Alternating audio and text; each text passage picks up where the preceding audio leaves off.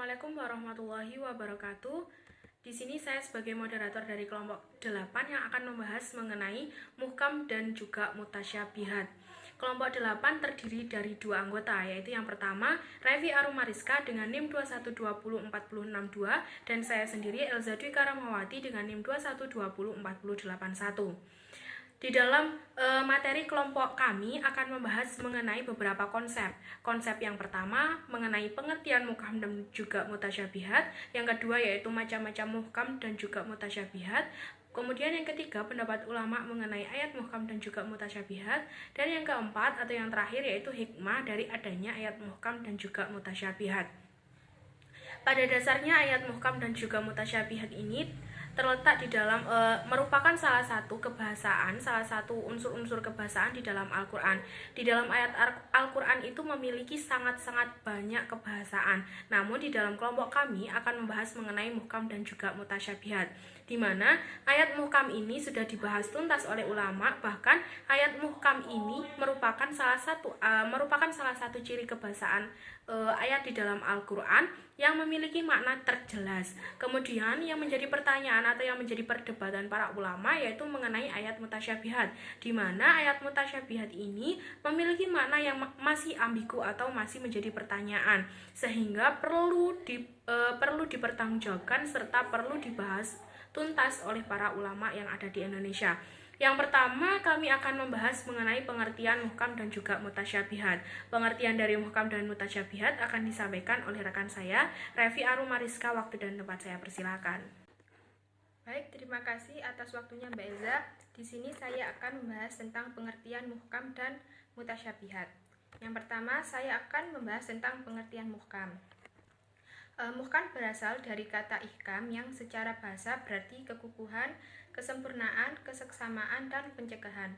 Akan tetapi semua pengertian tersebut kembali pada arti dasarnya, yaitu pencegahan.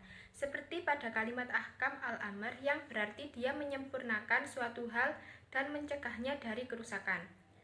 Kemudian yang kedua yaitu pengertian mutasyabihat.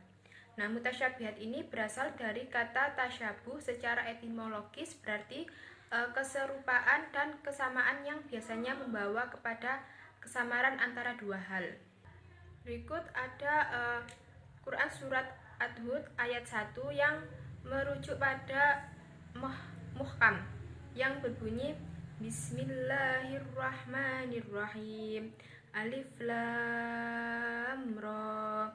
Kitabun uhkimat ayatuhu summa fusilat min ladun hakimin khabir. Yang artinya Alif Lam Ra, inilah suatu kitab yang ayat-ayatnya disusun dengan rapi serta dijelaskan secara terperinci, yang diturunkan dari sisi Allah yang maha bijaksana lagi maha tahu. Quran Surat Hud ayat 1. Kemudian juga terdapat Quran Surat Al-Zumar ayat 23 yang merujuk pada ayat mutasyabihat yang berbunyi Bismillahirrahmanirrahim. Allahu nazzala ahsanal hadisi kitaban mutasyabiham mathani taqsya'irru minhu juludal ladzina yakhshawna rabbahum summa talinu juluduhum wa qulubuhum ila dzikrillah. Dzalika hudallahi yahdi bihi man yasha wa man yudlilillahu fama lahu min had. Yang artinya Allah telah menurunkan perkataan yang paling baik, yaitu Al-Quran, yang berupa ayat-ayatnya. Lagi berulang-ulang gemetar karena kulit orang-orang yang takut kepada Tuhannya, kemudian menjadi tenang kulit dan hati mereka ketika mengingat Allah. Itulah petunjuk Allah. Dengan kitab itu dia memberi petunjuk kepada siapa yang dia kehendaki, dan barang siapa dibiarkan sesat oleh Allah, maka tidak seorang pun yang dapat memberi petunjuk. Quran Surat Al-Zumar ayat 23. Kedua contoh ayat di atas yaitu Quran Surat Al-Hud ayat 1 dan Quran Surat Al-Zumar ayat 23 itu terkesan menimbulkan pemahaman yang berbeda. Nah, untuk itu Ibnu Habib An-Naisaburi itu berpendapat bahwa Al-Quran itu seluruhnya muhkam berdasarkan ayat pertama yaitu Quran Surat Al-Hud ayat 1. Kemudian Al-Quran seluruhnya adalah mutasyabih berdasarkan ayat kedua, yaitu Quran Surat Al-Zumar ayat 23. Menurutnya, ayat pertama itu muhkamnya Al-Quran, yaitu kesempurnaannya dan tidak adanya pertentangan antara ayat-ayatnya. Sedangkan maksud mutasyabih pada ayat kedua itu menjelaskan segi kesamaan ayat-ayat Al-Quran dalam kebenaran, kebaikan, dan kemukjizatannya. Pendapat itu sama seperti yang dilontarkan oleh Muhammad Hasbi As-Siddiqi bahwa Al-Quran semuanya muhkamah. Jika dimaksudkan dengan kemuhkamatannya itu dilihat dari komposisi lafadznya dan nilai estetika nadhamnya. Sungguh sangat sempurna. Ia juga mengatakan bahwa seluruh Al-Quran itu mutasyabih jika dikehendaki kemutasyabihatannya, yaitu kemutasyabihan serupa atau sebanding dengan ayat-ayatnya, baik dari aspek balaghahnya maupun ijaznya.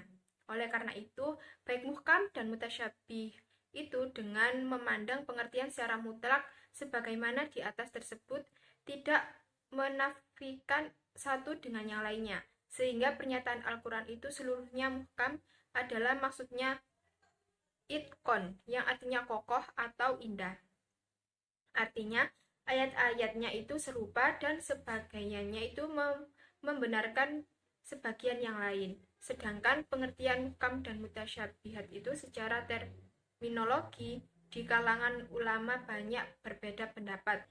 Menurut Al-Suyuti itu menegaskan ada 18 definisi muhkam dan mutasyabihat, tetapi ada 4 definisi muhkam dan al-mutasyabihat itu dipergunakan, yaitu yang pertama, muhkam adalah ayat yang mudah diketahui maksudnya, sedangkan mutasyabihat itu hanyalah diketahui maksudnya oleh Allah sendiri. Kemudian yang kedua, muhkam adalah ayat yang hanya mengandung satu wajah, sedangkan mutasyabihat itu mengandung banyak wajah.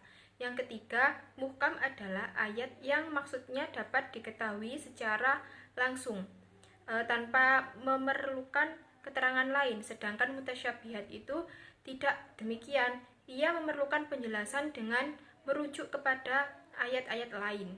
Kemudian yang terakhir itu, muhkam adalah ayat-ayat yang jelas maknanya dan tidak masuk kepalanya iskal atau kepelikan. Mutasyabihat itu lawannya muhkam atas isim-isim mustarok dan lafalnya itu muhkamah, yaitu samar-samar.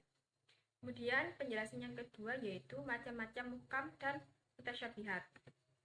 Di sini terdapat macam-macam mutasyabihat karena kalau muhkam itu kan ayatnya itu jelas, tidak ada pertentangan para ulama, sehingga hanya terdapat macam-macam mutasyabihat saja. Nah, macam-macam mutasyabihat itu ada 3 macam. Yang pertama, ayat-ayat mutasyabihat yang tidak dapat diketahui oleh seluruh umat manusia kecuali Allah Subhanahu wa Ta'ala. Contohnya hari kiamat. Kemudian yang kedua, ayat-ayat mutasyabihat yang dapat diketahui oleh semua orang dengan jalan pembahasan pengkajian yang mendalam. Kemudian yang ketiga, ayat-ayat mutasyabihat yang hanya dapat diketahui oleh pakar ilmu dan sains, bukan oleh semua orang, apalagi orang awam. Kemudian terdapat macam-macam mutasyabihat jika ditinjau dari keadaannya. Yang pertama, mutasyabih al-hakiki.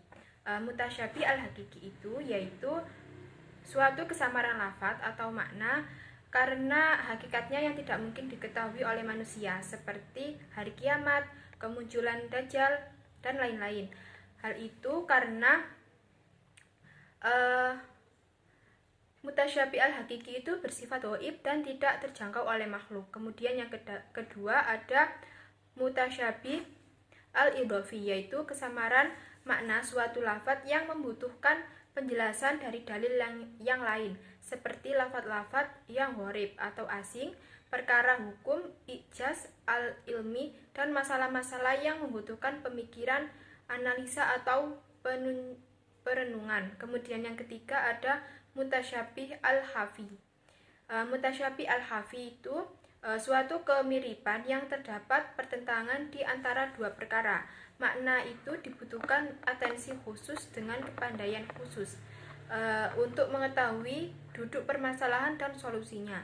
Hal ini tidak dapat dijangkau oleh orang-orang yang tidak mengerti dan ahli di bidangnya. Di sini saya akan melanjutkan mengenai poin ketiga, yaitu pandangan ulama mengenai ayat muhkam dan juga ayat mutasyabihat. Yang pertama, pendapat ulama golongan ahlu sunnah wal jamaah yang memiliki pendapat mengenai lafal muhkam adalah lafal yang diketahui maknanya, maksudnya, sedangkan lafal mutasyabih adalah lafal yang pengetahuan artinya hanya dimonopoli oleh Allah Subhanahu wa taala.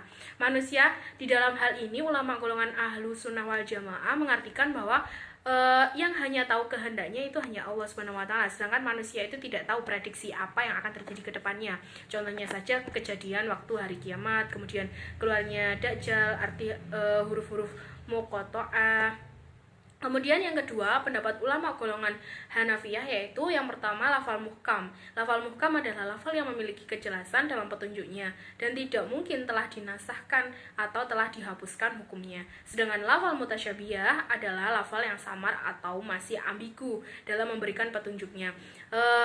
Dalam sampai sini pengertian dari atau pendapat dari ulama golongan Hanafiyah dan juga ulama golongan ahlu sunnah wal jamaah itu sama. Artinya lafal muhkam itu merupakan lafal yang tidak memiliki kejelasan makna, sedangkan lafal mutasyabih yaitu ayat Al-Quran yang belum memiliki kejelasan makna, sedangkan muhkam itu yang telah memiliki kejelasan makna. Kemudian yang ketiga, menurut Imam At-Tibi, lafal muhkam ialah lafal yang jelas maknanya sehingga tidak mengakibatkan kesulitan arti. Kemudian sedangkan lafal yang mutasyabih adalah sebaliknya, yaitu sulit dipahami sehingga mengakibatkan kemusyrikan atau kesukaran.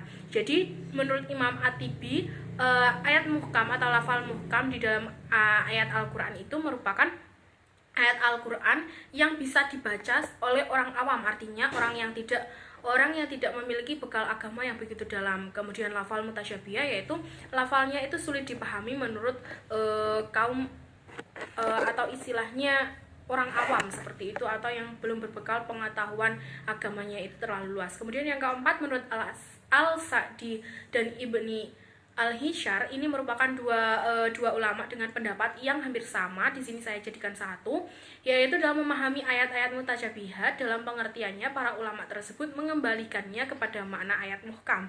Artinya, untuk mengartikan sebuah makna ayat mutasyabihat itu perlu menoleh kembali kepada makna ayat muhkam, di mana ayat muhkam tersebut telah menjelaskan secara terperinci kemudian secara jelas sehingga tidak menimbulkan kesulitan atau keambiguan bagi para pembacanya. Kemudian ayat mutasyabihat itu tidak boleh melupakan makna ayat muhkam. Maka dari itu mereka menyimpulkan bahwa semua ayat Al-Quran atau muhkamat dan juga mutasyabihat itu berasal dari Allah, karena tidak mungkin saling bertentangan. Artinya di dalam ayat muhkam itu, istilahnya ayat muhkam itu sudah pasti ayat mutasyabihat itu sudah pasti muhkam, tapi muhkam itu bukan ayat mutasyabihat, karena ayat mutasyabihat itu ketika digali maknanya atau digali artinya itu harus menoleh kembali kepada ayat muhkamat. Kemudian yang keempat, yaitu sikap ulama terhadap ayat mutasyabihat. Mengapa kok hanya diperhatikan terhadap sikap ulama dari adanya ayat mutasyabihat? Tadi telah disampaikan oleh rekan saya, yaitu Revi Arumariska, bahwasannya ayat muhkam itu hanyalah memiliki satu pengertian atau satu arti. Artinya tidak ada perdebatan yang perlu dibicarakan atau tidak ada perdebatan di antara para ulama untuk mengartikan apa itu sebuah ayat muhkam. Karena di dalam ayat mutasyabihat ya sudah diketahui bahwasanya di dalam pengertiannya tadi, bahwasanya ayat mutasyabihat itu merupakan ayat yang memiliki makna yang ambigu atau yang sedikit perlu pemikiran yang bukan sedikit lagi, atau yang bisa dikatakan perlu pemikiran yang cukup keras untuk memikirkan bagaimana ayat mutasyabihat itu dapat dijelaskan maknanya. Nah, para ulama itu mengapa sih memperdebatkan ayat mutasyabihat? Pada dasarnya perbedaan pendapat para ulama dalam menanggapi sifat-sifat mutasyabihat dalam Al-Quran dilatar belakangi oleh perbedaan pemahaman atas firman Allah. Dalam Al-Quran itu dijelaskan pada Quran surat Ali Imran ayat ke-7. أعوذ بالله من الشيطان الرجيم بسم الله الرحمن الرحيم هو الذي أنزل عليك الكتاب منه آيات محكمات هن أم الكتاب وأخر متشابهات فأما الذين في قلوبهم زيغ فيتبعون ما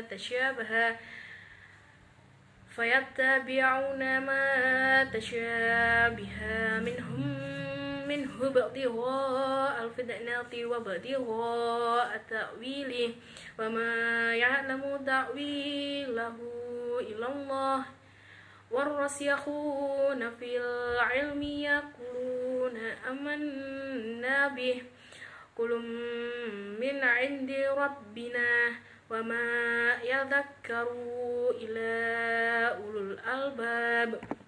Yang memiliki arti, dialah yang menurunkan kitab yaitu Al-Quran kepadamu Muhammad.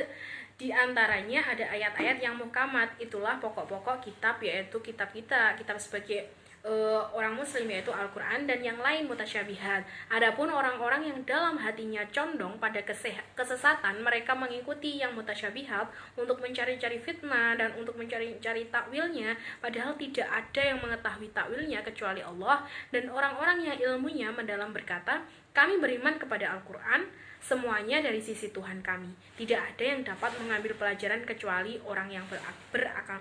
Artinya di dalam mutasyabihat ini, ayat mutasyabihat ini dapat disalahartikan pada orang-orang yang tidak bertanggung jawab. Artinya ayat-ayat yang sebenarnya itu tidak bisa diartikan atau yang tidak bisa ditakwilkan atau yang tidak bisa ditafsirkan maknanya atau ditranslatekan bahasanya, itu tidak bisa dicari atau tidak bisa dibuktikan akan makna ayat tersebut, di mana di tangan orang-orang yang tidak bertanggung jawab, ayat mutasyabihat itu dapat diartikan yang berbeda, dapat diartikan yang salah.